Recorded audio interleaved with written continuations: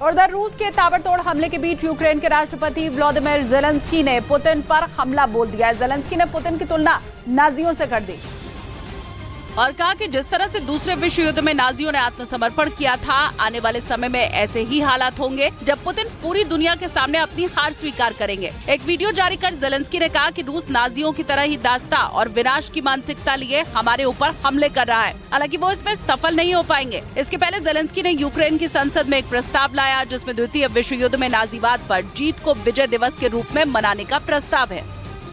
उधर रूस यूक्रेन युद्ध का केंद्र बखमुत बना हुआ है। हालात ऐसे हो गए कि कभी हंसता खेलता शहर अब खंडहर हो गया है और वहाँ की जो तस्वीरें सामने आई हैं वो हैरान करने वाली हैं। शहर पूरी तरह से वीरान हो गया है। भारी बमबारी और ताबड़तोड़ हमले की वजह से कई जगह से धुएं की लपटें निकलती दिखाई दी। ऊंची इमारत हो या छोटे छोटे मकान, सभी के सभी बर्बाद हो चुके हैं। अब यहाँ वीरान पड़ा है। घरों के खिड़की, दरवाजे और छत क्षतिग्रस्त दिखे।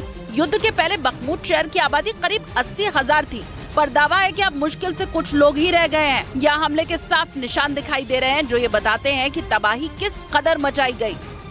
और इस तबाही के पीछे वैगनर ग्रुप का सबसे बड़ा हाथ है। पुतिन ने मिशन बखमुत की कमान वैगनर ग्रुप के प्रमुख येवगेनी प्रिगोजिन को सौंप दी है और येवगेनी प्रिगोजिन के आदेश पर वैगनर ग्रुप ने बखमुत को शमशान बना दिया है। दावा है कि ताबड़तोड़ हमले की वजह से बर्बाद हो चुके बखमुत पर वैगनर ग्रुप का कब्जा हो चुका है। वैगनर प्रमुख खुद समय समय पर वीडियो जारी कर इस बात का दावा करते रहे हैं। हालांकि हाल ही में येवगेनी प्रिगोजिन ने एक वीडियो में रूस के खिलाफ ही गुस्सा दिखाया था और हथियारों की सप्लाई नहीं होने की बात कर बखमुत से वापस लौटने की धमकी तक दे डाली। लेकिन अब एक बार फिर से वैगनर ग्रुप बखमुत में आगे बढ़ रहा है और दावा है कि वैगनर ग्रुप के कब्जे में बखमुत का सिर्फ 2 किलोमीटर हिस्सा ही बचा है, जिसे उसके लड़ाके बहुत जल्द जीत लेंगे। हालांकि वैगनर ग्रुप को अब भी रूस से गोला बारूद की सप्लाई का इंतजार है। बखमुत ज़ेलेंस्की के हाथ से फिसल सकता है।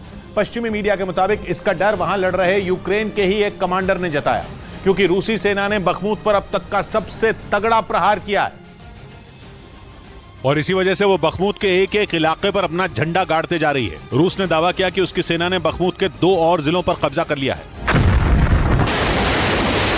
रूस के मुताबिक इसके बाद बखमुत के एक बहुत बड़े हिस्से पर उसकी सेना का कंट्रोल हो गया, जिससे पुतिन की फौज का हौसला काफी बढ़ गया। उसने हमले और भी तेज कर दिए। जिसके बाद बखमुत में लड़ रहे यूक्रेन के कमांडर ने आशंका जताई कि रूस कुछ ही घंटे में वहां की जंग खत्म करना चाहता है, ताकि विक्ट्री डे पर पुतिन को एक अच्छी खबर दी जा सके। कुछ ही घंटों में रूस में विक्ट्री डे परेड होगी। ये दिन वहाँ 1945 से मनाया जा रहा है। सोवियत संघ की उस वक्त के नाजी जर्मनी पर जीत को याद करने के लिए रूस की फौज परेड करती है और कहा जा रहा है कि ऐसे ही खास मौके पर पुतिन की सेना उन्हें ये बड़ा तोहफा देने वाली है। बखमुत की जंग को 8 महीने से भी ज्यादा हो गए। वहां रूसी सेना और वैगनर ग्रुप के लड़ाकों को काफी नुकसान उठाना पड़ा है, लेकिन इसके बाद भी रूसी सेना ने अपने कदम पीछे नहीं खींचे, क्योंकि 14 महीने से चल रही जंग के दौरान पुतिन के हाथ मारियोपोल छोड़कर और कुछ नहीं लगा।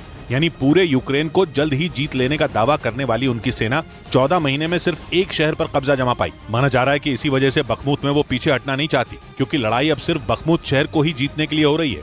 रूस के दावे के मुताबिक बखमुत का बहुत बड़ा हिस्सा उनके कंट्रोल में है।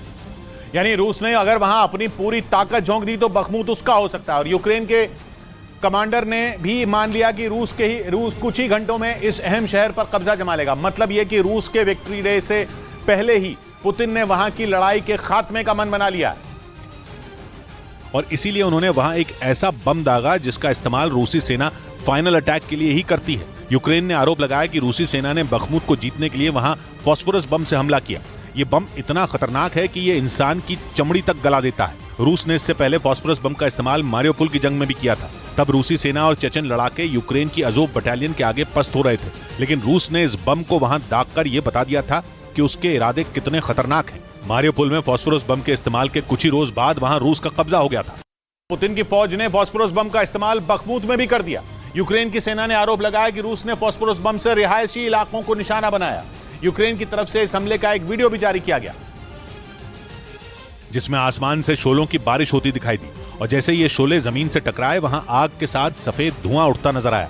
यूक्रेन ने दावा किया कि फास्फोरस बम ने वहां एक बड़े इलाके को जला डाला, क्योंकि फास्फोरस बम दागे जाने के बाद किसी एक जगह गिरकर तबाही नहीं मचाता, बल्कि वो सैकड़ों छोटे छोटे बमों की शक्ल में गिरकर एक बड़े इलाके को बर्बाद कर देता है। इस बम का इस्तेमाल जहां भी किया जाता है ऐसा लगता है मानो वहां आसमान से मौत बरस रही हो। इस साल मार्च के महीने में भी रूस ने बखमुत शहर से 15 किलोमीटर दूर चेसिव यार इलाके में फास्फोरस बम से हमला किया था।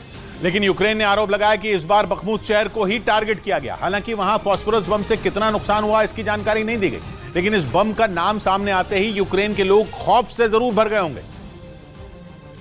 क्योंकि इससे पहले उन्होंने फास्फोरस बम के खतरे को मारियोपोल की लड़ाई में देखा था और इसी वजह